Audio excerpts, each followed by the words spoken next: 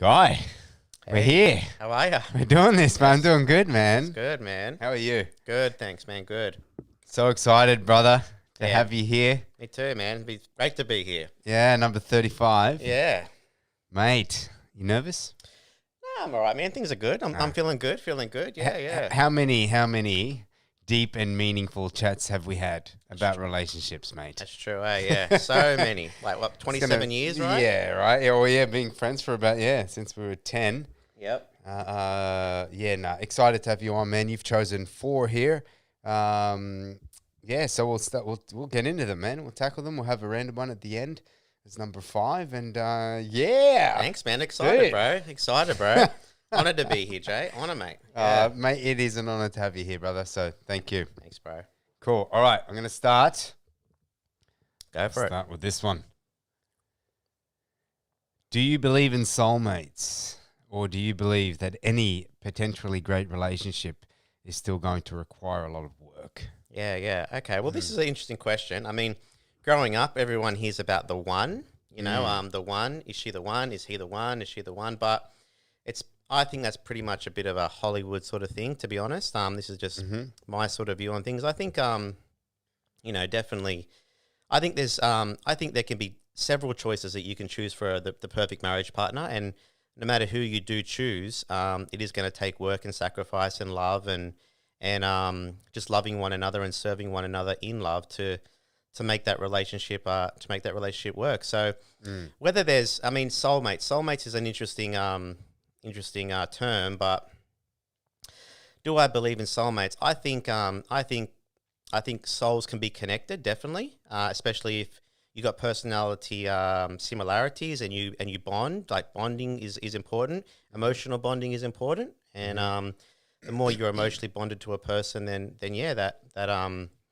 that bond is tight. But whether there's actual soulmates, as in the one, I'm not 100% for that analogy. I guess you could say, I think we get And would you say, like, as in, soulmates, that they just exist, they're out there, you're going to be a perfect match straight away from the get-go? Like, because you were mentioning you can be emotionally, mentally connected, and be like soulmates in that sense, but that takes work, right, to get to that level. I don't know if, some people you can meet and you can move pretty fast, maybe, and that's maybe where people might think, I've met my soulmate.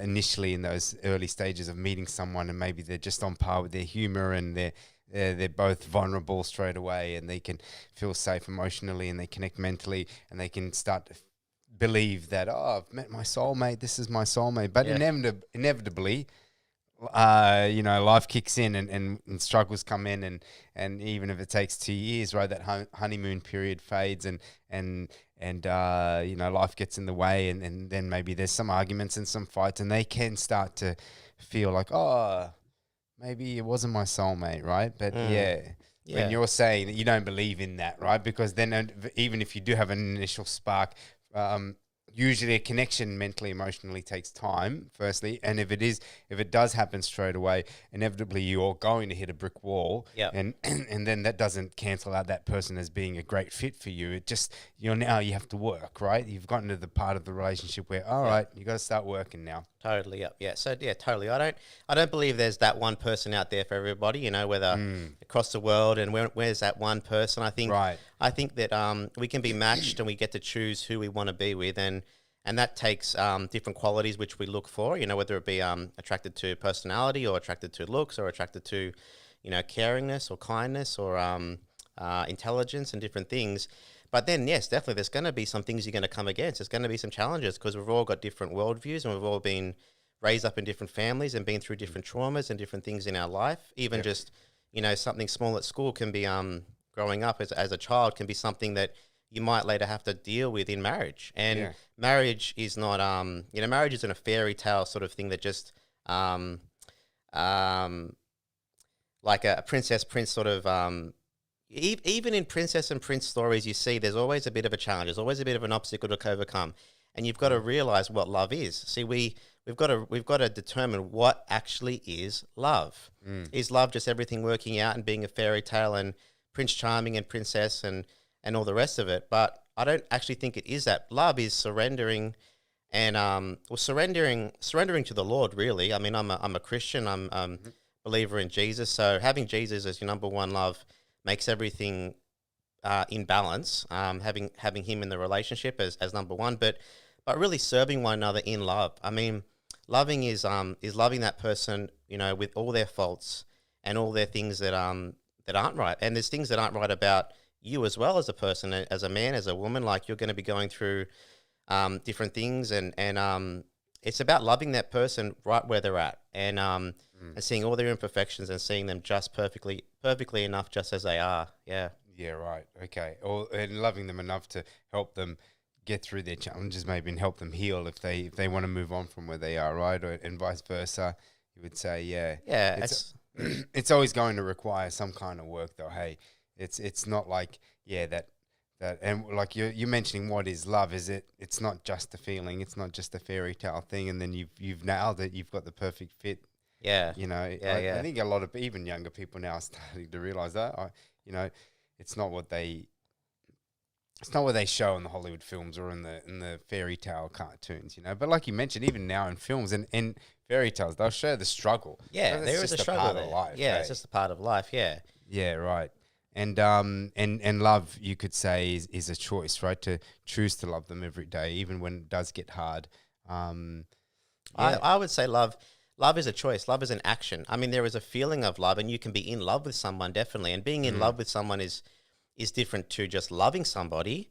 And there's also different types of love. There's a romantic type of love. There's which is called agape, or and there's just a brotherly love, a friend love, But when we're talking about a romantic type of love, I mean, yes, there is going to be that affection and those feelings and chemistry. Chemistry is a big thing as well. You've got to have that chemistry between someone.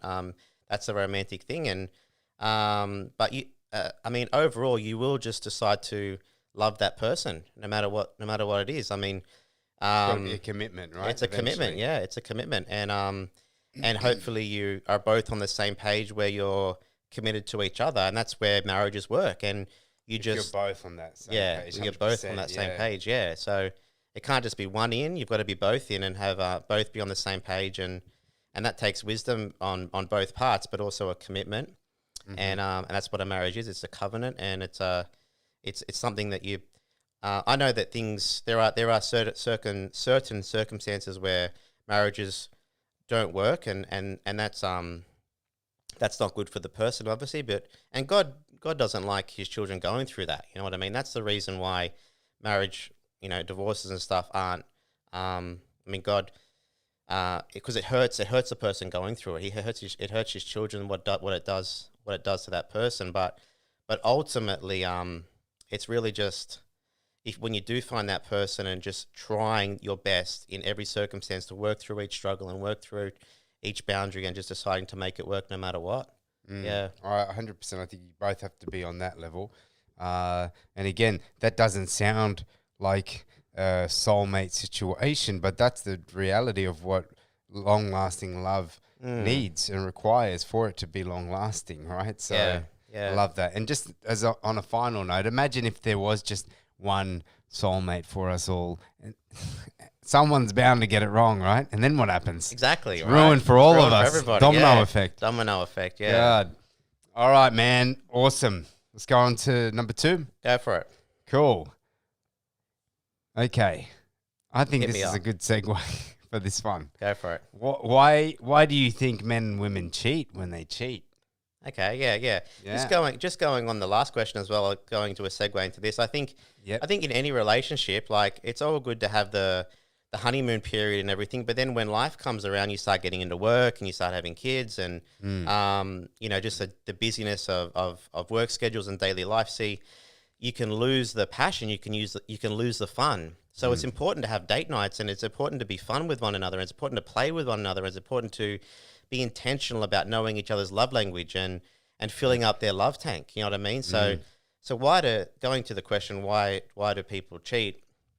Well, they're obviously not feeling their love tank is full from the partner that they're with. So I mean, obviously being playful is important. I mean, God made us to be playful and have fun. I mean, having fun is an important part of life. It's having 100%. laughter, and it's not all the seriousness and stuff. It's just a lot of laughter, a lot of fun, a lot of playing together and playfulness, and these all make a great relationship. Plus, going through the tough times and being there for one another and supporting one another, and being a rock together as a home team. Like I like to say, like being a home team. You know what I mean? So, but I guess why do people cheat? Well, they're obviously not feeling.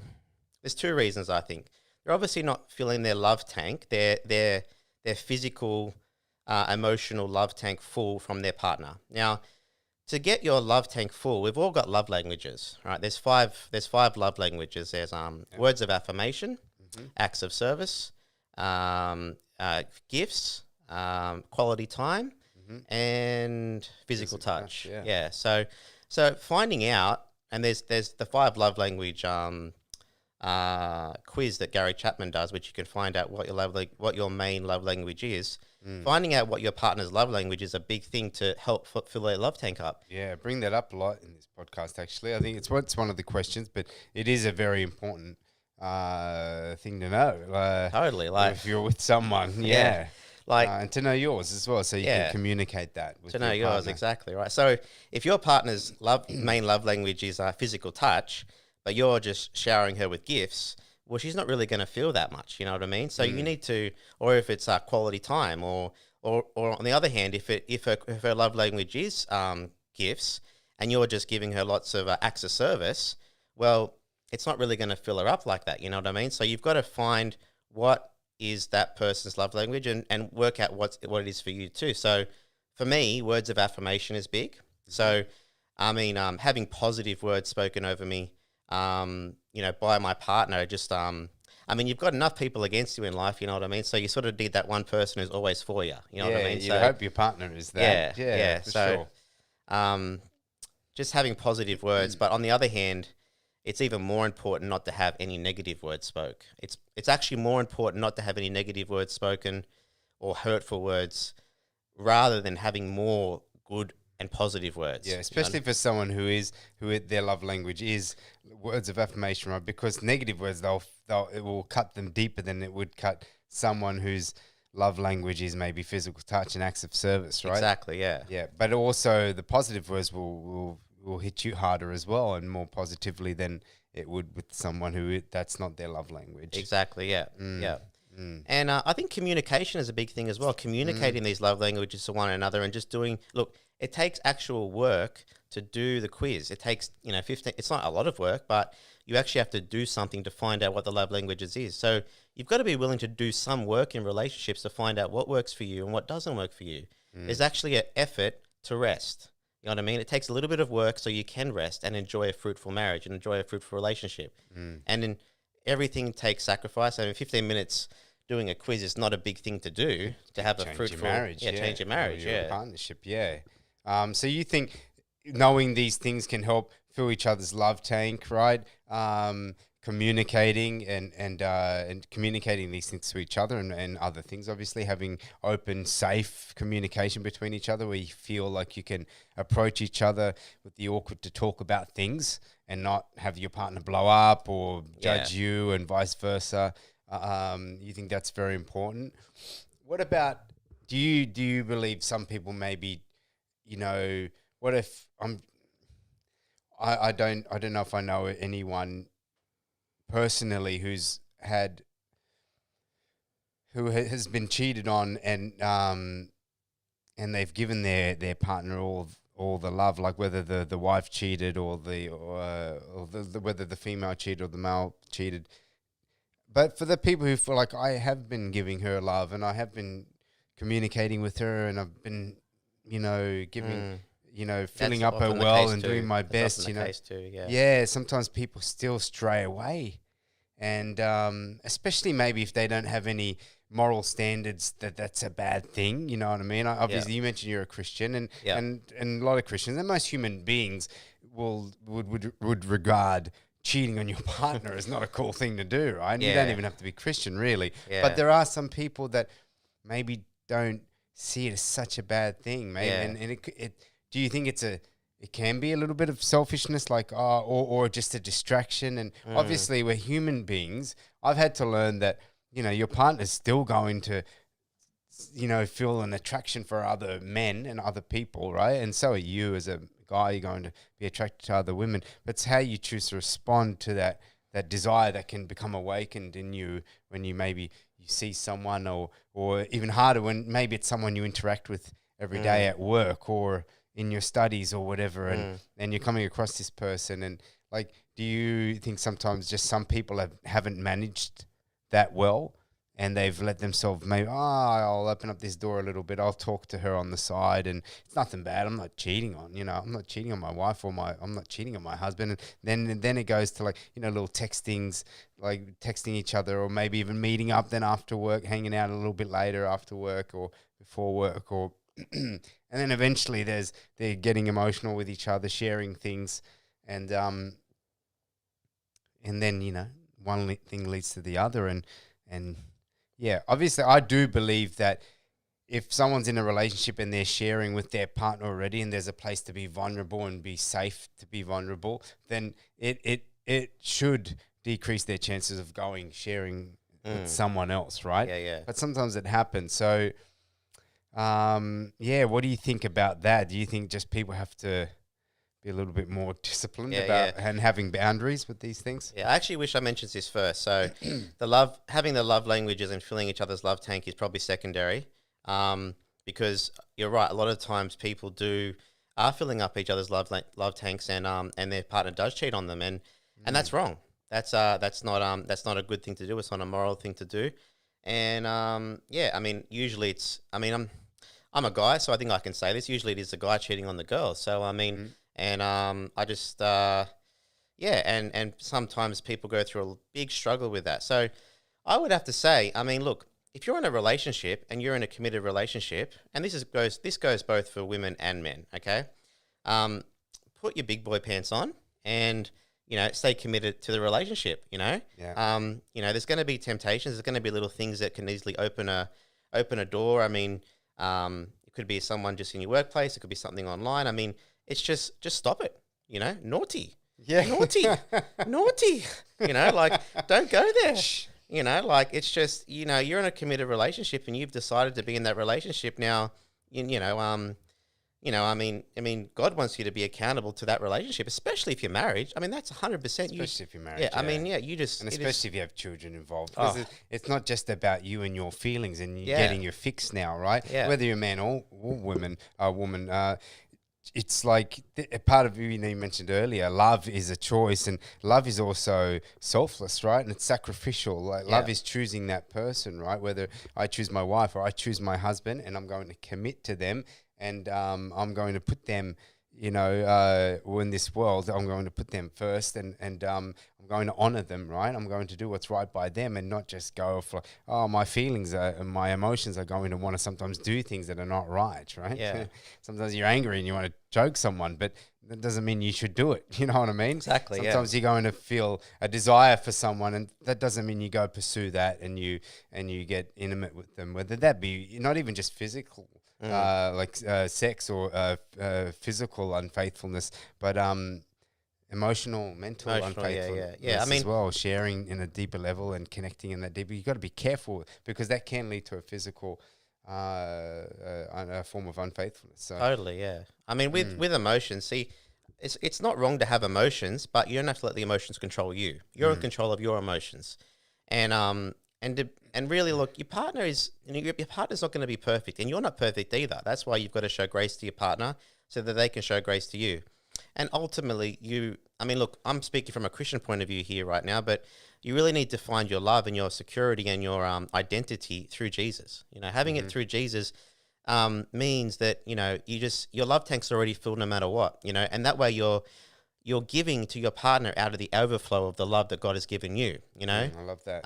God, that's nice. Jesus died for us on the cross, and he was raised again to give us life. So now we can give that life to our partner, and it doesn't mean we have to be a doormat. That's not what I'm saying. But boundaries are important. Boundaries are important, but just being able to love your wife and be a good husband, and then the wife to be a good the wife to be a good wife to the husband, and et cetera, et cetera. So I think there needs to be boundaries within the relationship that you both communicate and are very clear on, and then maybe also communicate the boundaries you're going to have for yourselves to honor each other while you're out there in the big world, right? Yeah.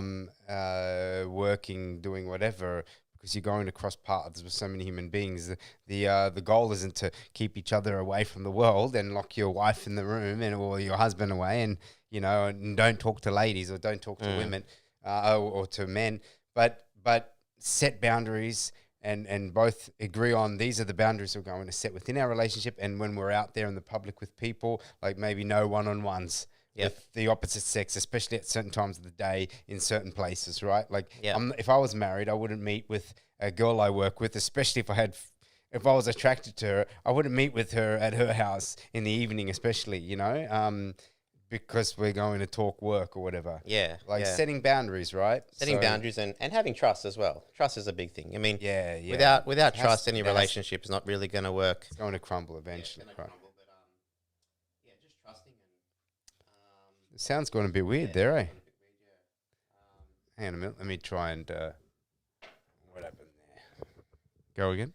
Yeah. That's better. Yep. Yeah, cool. Yeah, just having trust for one another in each situation, and realizing that trust is really important, and just realizing how important trust is, and not abusing it, because once trust is broken, it takes time to rebuild if you do decide to try and rebuild that. You know what I mean? So just realizing that if the trust is important and it's valuable, and if once you do have that trust, to just never lose it, hold on to it like a pearl. Yeah, do your best in a field. Yeah, right. I love that. And I think, communication, obviously, and communicating your boundaries and everything is a good way of developing trust with each other. If you come to, you're on the same page with things, and you can both be like, all right, cool, let's do life and let's trust each other that we're going to follow through. And if we don't, we can trust that we're going to come to each other and confess. Totally, yeah. And maybe talk through it or work through it or not. We'll see where we go. But they're very important. So just to cap it off, you think people cheat because maybe they're not communicating well and they're not filling up each other's love tanks, right? And they're maybe not healing damage they've done to each other, maybe in words or whatever, and acts in the past. And also maybe they're not setting boundaries, right? And making it very clear what boundaries they're going to have in the world. They're not being selfless sometimes. Yeah, and choosing love and choosing their partner to honor them. Yeah, choosing love and just having that conviction, that godly conviction that it's wrong. Yeah. And just getting their love tank filled from the Lord, and then just really realizing that it's it's wrong to cheat. You know what I mean? Like, it's just a moral thing. I mean, that's just not right. Yeah. I think if someone doesn't think that's wrong, then I'd go as far to say that maybe they shouldn't be in a relationship, right? Yeah, especially with someone who wants to be committed. Yeah, maybe with someone who doesn't, who's open to it, then as well. yes, definitely. When you have to have the same values, I guess. Yeah, having the same values and being in a committed relationship. Yes. Yep. Alrighty, let's go, dude. I think this is a good segue for this question. Now, then, what does healthy love look like to you, Guy? We've kind of summed it up a lot already, so we can just kind of debrief it again. Yeah. So you don't have a lot of time. I will mention healthy love, right? Healthy love, just one thing quickly, right?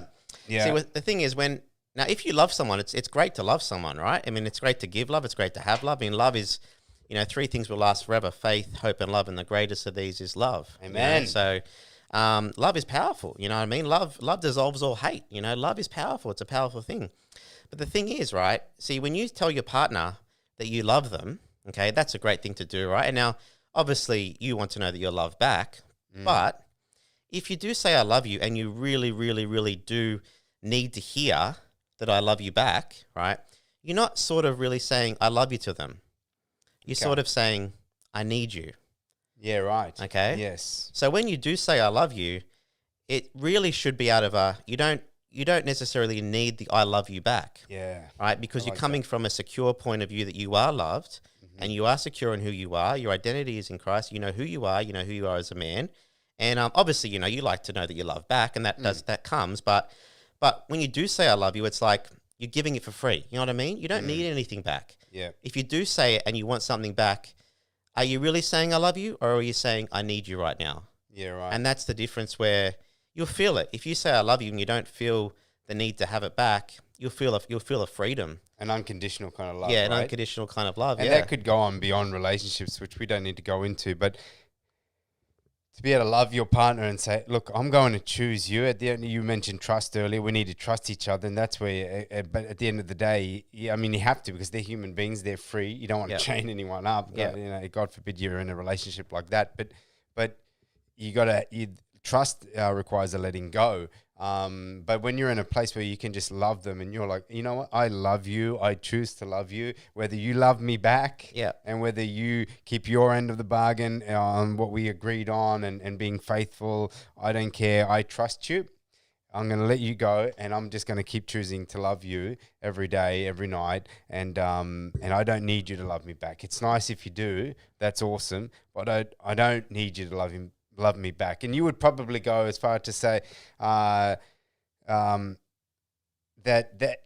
to be in a place like that requires you to have something else in place in your life, right? And for you would be your faith in Christ. My faith in right? Christ, yeah, because that fills you up. That's something eternal, beyond this world, beyond material things that you go to, and you already know you're loved. You already know your identity in Christ. So now you can freely, like you said earlier, from the overflow of love you receive from God, you can love others, whether they love you back or not.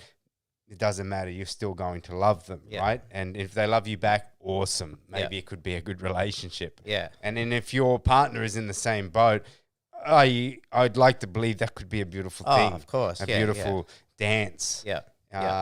In life. I mean, that type of love is a radical love, you see, and that type of radical love changes lives. It transforms lives, you see, because people realize they're loved just as they are. Yeah. And you'll always find Jesus loved us like this, right?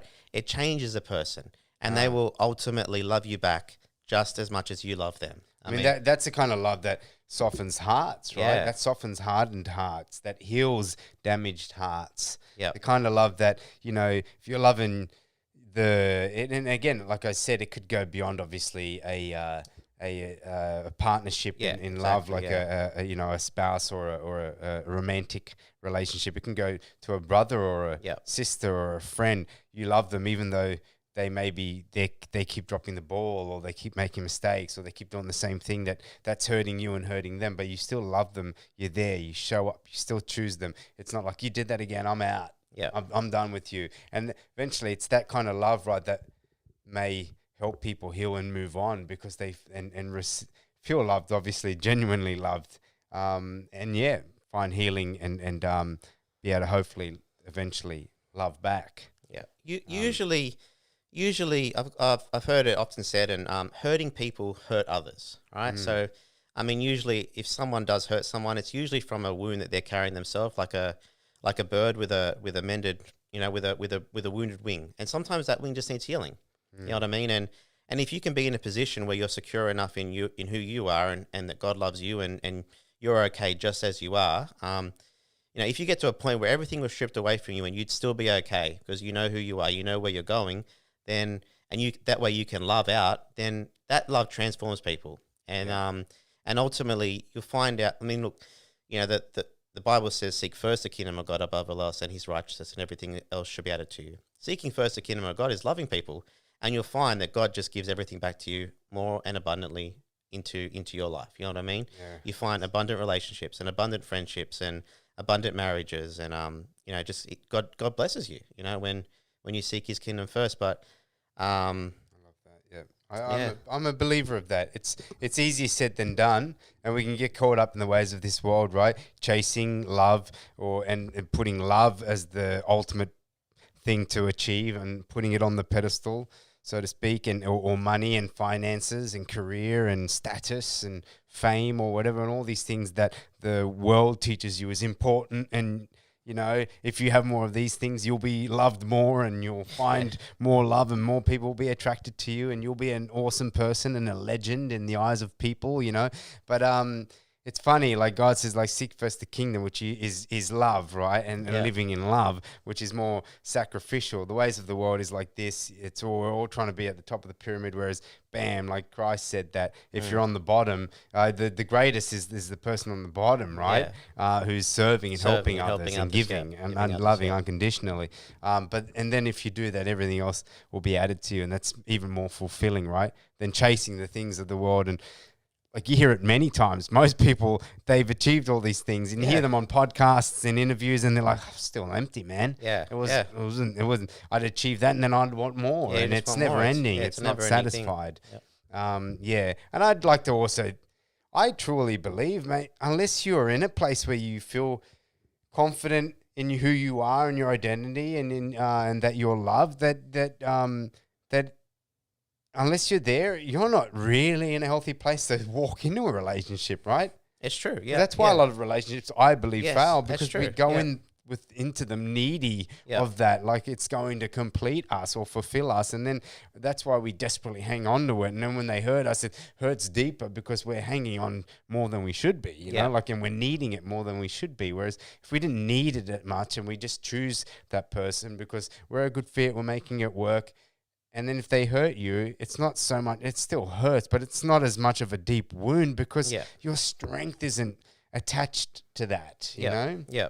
I mean, ultimately, a great marriage is going to be two whole people coming together to make a great combination. But I say that a lot. I mean, but yeah, like, look, even if it, you know, like, you know, definitely people can hurt one another, but even if that hurt does come in for some way, you know, you're still okay because you know who you are, you know where you're going, and you know where your love comes from. You know what I mean? And just knowing your identity and knowing your security and who you are as a person, whether that be a man or a woman. You know, obviously I don't know who I am as a man. I don't know what I stand for. So, and then it helps you when you're in that place. You're more likely to respond, even when you get hurt. You're more likely to respond in a healthy way because, again, it's not your life source, that relationship. And if you're not married yet and you discover, you know, we're not a good fit, you're more likely to be able to walk away from that relationship and not desperately hang on because it's, you really need it now and you need the fix of it. You know, you can, you know, in a healthy way, walk away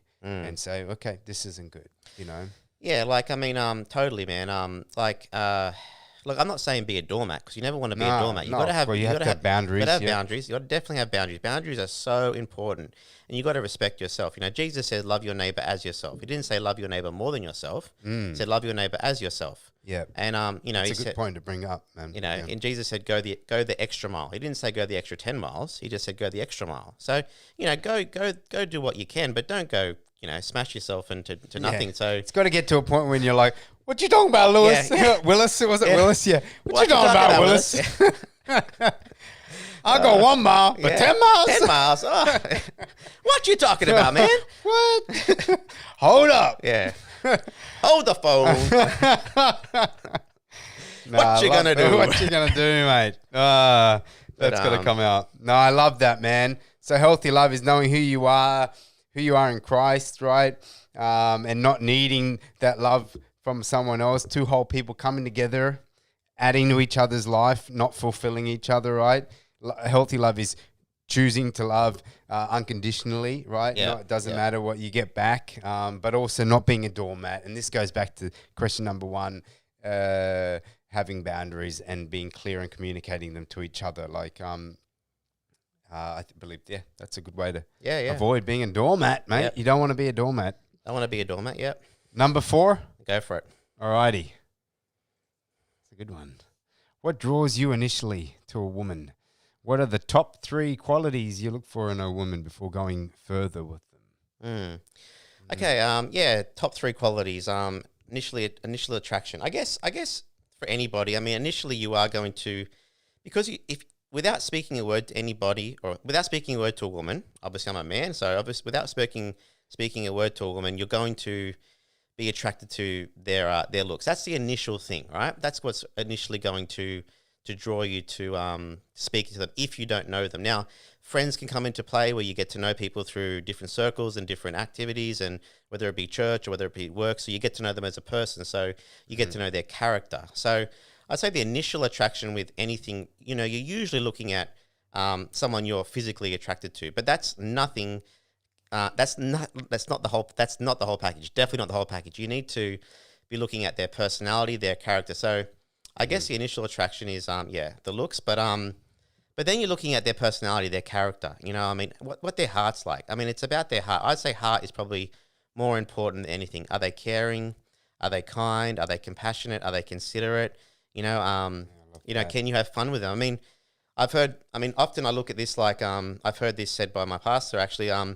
You can look at a person and tell a lot from them by a way they respond to an accident. If you were driving across the road, through the road, and there was an accident, and you could see that there was an accident, and there was obviously maybe some people being hurt, but would you call the police first, or would you call the ambulance first?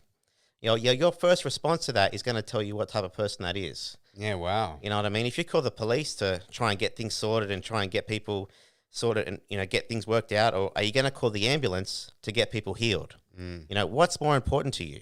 Yeah. You know what I mean? Is it the coming down? Is it the structure, or is it the healing of people? You know what I mean? Is it the caringness? Is it the compassion?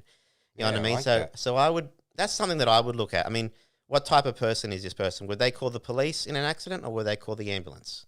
You know what I mean? And usually, and I would go for the ambulance person. You know what I mean? So you want a caring, tender heart. Yeah, caring and tender, kind, compassionate. You know, loving. Someone with empathy. You know what I mean? Someone if they see somebody who's hurting, is going to want to put healing into that person. You know what I mean? Not going to put judgment on. I mean, so the police are judging, so they're coming down. Okay, you've done this wrong. You're going to be locked away. You know, who's at fault? Yeah, who's at fault? See, where the ambulance is always healing. Okay, what's wrong? How can we help? Yeah, you know what I mean. So, and usually the person who's done something wrong knows what they've done wrong anyway. So it's not about like condemning people or anything. It's about in not in an accident, but just in life. But it's about healing. And so I guess back to the question, just someone who's caring, loving, you know, honest, obviously. Someone who's honest with you and careful of your feelings, and just considerate and compassionate. And for marriage, someone who's going to be a great mom, someone who's going to be a great wife, someone who's going to. Sometimes you don't see those qualities straight away, but there are hints. Do you believe, like when you may be dating them, that they have motherly qualities? Yeah, of course. Maternal kind of qualities. Yeah. And what would you look for? Like, what are signs that for you that they'll probably be a good mum? Is it like, I'm curious. Yeah. So if I'm dating someone, I'm engaged at the moment. Yeah, so congratulations, buddy. Thank you. A recent thing. Hey, thank you, man. Yeah. Love that, mate. Yeah, thank you. You heard it first on the podcast. So yeah, I'm engaged, but dating. So dating, you know, I was you know, I think it's good to take things slow with everything. And I mean, we were just talking about this before, Jay. Like, you know, as a guy, you don't need to go and do flashy sort of, you know, dinner dates on the first date or anything. Just a simple coffee date. Done that mistake a few times. Yeah, same here. I love the coffee dates, man. Yeah, just a simple coffee date where you get to know one another and learn about one another. And I mean, all that sort of stuff can come later. You know what I mean? Like, especially for a first date, for a first date, the coffee date, and just get like to know each other. All the dinner dates can come later and stuff like that. So, but yes. So how would you start to see what are signs for you? Telltale signs that she's got the maternal qualities I'm looking for. Okay, right, yeah. Just a couple. Yeah. Well, a big thing is how they are with animals, I think, as well. That's one thing. So just how they are with animals, and if they've got any pets. Can learn. Yeah. Okay. Yeah. If they do have any pets, how well do they look after them, or how motherly are they with their pets? You know what I mean? Like. That can show a lot of maternal instinct, and even when they're around kids, you know, how are they with other kids? How are they with your nephews and nieces? And do they talk about kids? I mean, can you see they're going to be a good mum? Would they protect their kids? I mean, you can tell these qualities in a person when you spend time with them. You get to know one's character. See, character is everything. Once you get to know somebody's character, you can go into what you can usually assume. I mean, assuming things isn't great, but you can sort of see in the future what would their response be to this certain thing. How would they be as a mother? How would they be as a wife?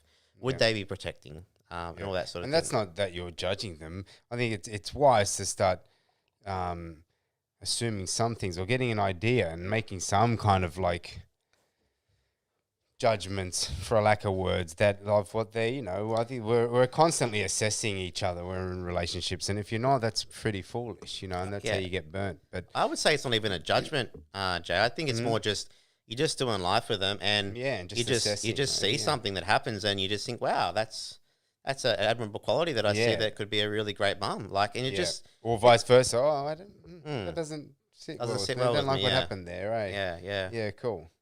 All right, mate. Some good qualities, man. So obviously, physical attraction draws you in. I think most guys would say this. It's the same for me. Like, the physical attraction makes me curious and wanting to get to know them more. But it doesn't end there. Obviously, if I'm attracted to them, but they don't have a soft heart, or they're not the kind of character or person I enjoy or desire, then I'm not going to, pursue them.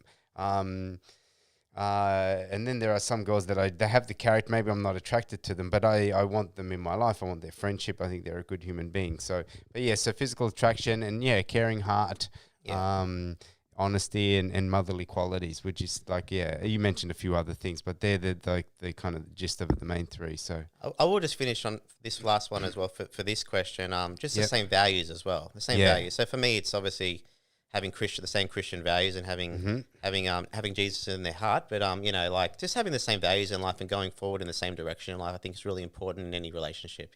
I bring that up a lot in this podcast. I think it's very important. There are some things you can be different, and it's fine. It might even add some more zest to the relationship. But there are some things I believe you should be on par with together, and it'll help with raising children, especially as well. If you have different beliefs, what are you going to teach your kids? What are you going to do in times of turmoil when you come together and pray to different things or trust in different things? I don't know. It could be chaotic, So I agree with that. I like that, man.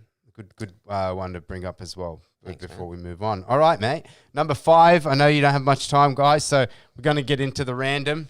Move this around, mate. You want to pick it out? Here it goes. Here it goes. All righty. Okay. What is that? I'll read it out. Yeah. Why do you think people associate being in love with someone as having ownership or possession of them? Do you think this is healthy or toxic? Okay, well, this is an interesting one, eh? This is yeah. That makes sense to you, right? You know what it's actually saying. Yep. Yeah. Okay. I got some interesting questions from the women. I had a lot of women write to me and who've been on the podcast and what questions they have for men. So this is one of the ones they brought up. So yeah. Okay. I think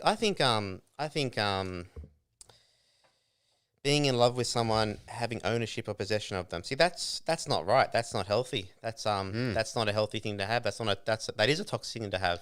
I see a lot of this with men, with certain women. They feel like they own their woman, or it's their property. Yeah, it's their property, and it's ownership of that woman. Which, there is a commitment when you get married, for sure. But it's a commitment. It's not an ownership.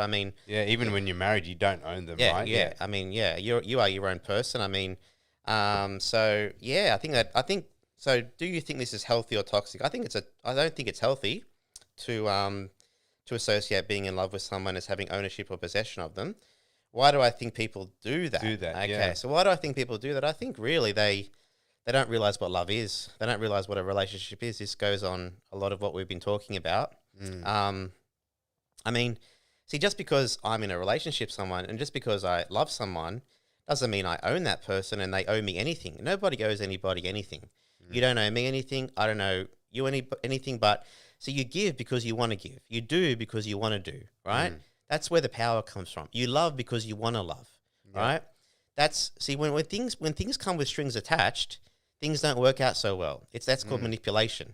Okay, so like you got to give out of your own heart, out of your own love, coming from a secure place and loving that person. And in marriage, it's a selfless love. Now, obviously, you want to be wise in who you choose to marry because you don't want to get crushed and you don't want to be hurt and you don't want to be like, obviously, you want to marry someone with the same values who is going to value you as a person because you get to choose who you marry. You get to choose your wife or husband. Yeah, so it's a good thing, right? So you get to choose who you marry, and that's the whole dating process. But you definitely don't own that person. I mean, God owns that person. God is in control. He's the creator of the world and universe. I mean, Jesus is the creator of the world and universe. So, I mean, you're in a relationship, but you're supposed to love that person. You know what I mean? Lay your life down for one another. I mean, often I thought, I'm coming from a man's point of view, and this is biblical as well, but the husband will lay his life down for his wife, just as Christ laid his life down for the church, which is the church is the bride of Christ. So, as a man, I mean, would you lay your life down for your wife? Would you lay your life down for, your partner?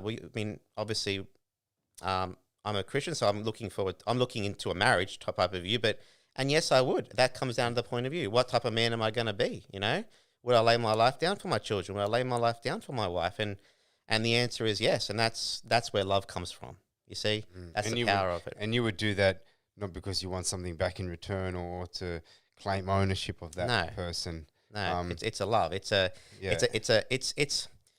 no saint. I mean, look, well, okay.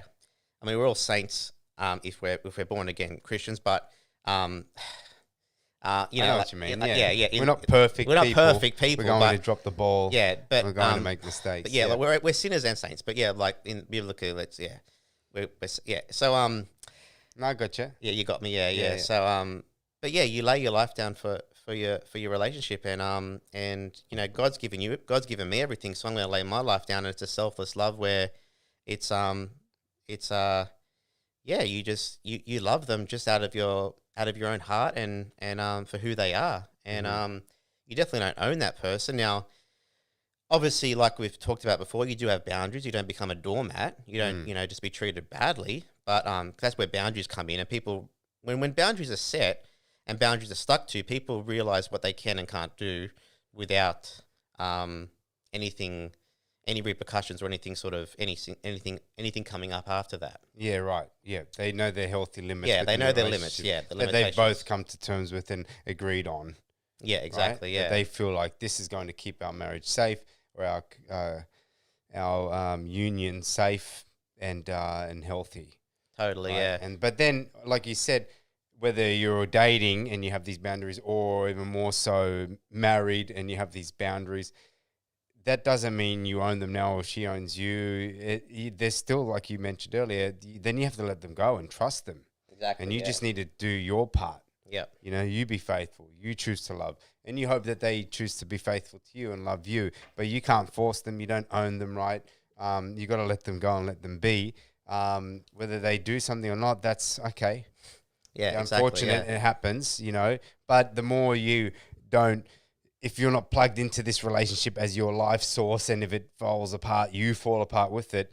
That's you being plugged into something higher and more eternal, and getting your strength and identity from more from other than the relationship, right? From eternal things. Then you feel like if things did fall apart and they did not keep their word, that you'll be able to deal with it better. And even if you had to then, for some reason, marriages fall apart, I mean, I was in one that fell apart. Yeah. And but you can walk away from it and not be destroyed, right? Totally, yeah. And not feel like, I own you, and I think that goes back to the other word. That's what probably healthy love looks like, right? I'm not an expert, but I'd like to think that's what healthy love looks like, totally. Not owning each other. Hey? Yeah, definitely not owning each other. Like having ownership and possession. Having a possessive nature is not a good quality to have. Yeah. And it's definitely not. It's not godly, and it's not healthy for any relationship. I mean, you're supposed to serve one another. That's the other word I was looking for. Serve one another. Looking how you can serve one another, and that goes both ways. So that's serving one another in love is opposite to ownership and possession and demanding things. Look, people might go there and associate love with ownership because maybe we live in a world where we buy things like, I love that car, or love that house, I love that shirt, and we go and we buy it, we purchase it, we own it, and it's ours, and we don't want someone to steal it or to wreck it or do anything to it, right, or rob us in there or whatever. So maybe that's why sometimes people can associate, I love that person, I'm going to buy it with a ring or something. I will say something. Even marriage, like the thing is, you can't earn love. Okay, love is not something you can earn. You just buy or earn it, right? Yeah. Love is something that is given. It's freely given. Jesus, gave his love freely to us. We can't earn our place in heaven. We can't earn his love. He's already given it to us. We can accept it by accepting him into our heart, but we can never earn it. Just like in a relationship, I love my fiance. Now, she can't earn it. I've given it to her. It's free. It's a free gift. You can't, if it's true love, if you're talking about real love, right, it's given freely. Yeah, it's right. never earned. Yeah. Right. Now, hopefully that relationship is respected, and like you have a strong bond where you're one, and you respect one another and you love one another. So you're both lifting each other up and edifying each other. But ultimately, it's a free gift that can't be earned. Yeah. It's given freely. Yeah. And that's just something about people maybe trying to earn the love of someone, thinking, oh, they don't love me, but I'm going to keep working and keep trying. Eventually I'll get it. Like, that's not healthy then, right? If you feel like you have to earn their love, or if you're already with someone, then they're making you work for it. Like, oh, maybe if you do that, I'll do this, or I'll love you more, or whatever, and that goes back to manipulation, yeah. And that's all toxic and not healthy. So that's a great point, man. Great point to maybe end it on. Love is not earned. It's freely given. It's a choice. Yeah, I like it. Yep, definitely. I think that's a definite thing that I've realized in life, and you can't earn it. So it's a powerful thing, and it's an amazing thing, and it's a beautiful thing, and God's given it to us to express ourselves, and ultimately He's shown His love through giving us Jesus, and we can love one another, and we just got to use wisdom and discernment with everything we do, but we can be lights to the world and be in great healthy relationships if we just know the right things to do and love one another. Love that, man. Freely love. Awesome, brother. Mate. Yeah. We're done. All right. Sounds good. Episode 35. Cool. Hitting on about 51, just over 51 minutes, man. Okay, hey, dude. Yeah. Thank you so much for being on the show, Thanks, man. brother. Such a pleasure. Yeah. Sky, you've been in my life for, how much would we say? 27 years. Yeah. And now we're doing a podcast. Yeah, that's it, man. That's it. All right, mate. Love you, bro. Love you, buddy. Love you too. Thank you, man. No worries, man. Ciao. And to the guests, yes, coming in on YouTube or the podcast channels, thank you. This is episode number 35 with Guy Stein. Yeah. Well, guys, hope you enjoyed that episode. If you did, please be sure to subscribe, follow, leave me a rating, a like. All those things help to build the podcast. And if you like this episode specifically, please feel free to share it with any family, friends, colleagues, anyone you think might be interested. Also, if you have any questions you'd like to send me, or any questions you'd like to add to the men's podcast series or the women's podcast series, any feedback, any praise, I like praise, or if you just want to reach out to me, you can do so by emailing me at datingsteadygo@gmail.com. That's DATINGSTEADYGO@gmail.com. Thanks again, guys. Ciao.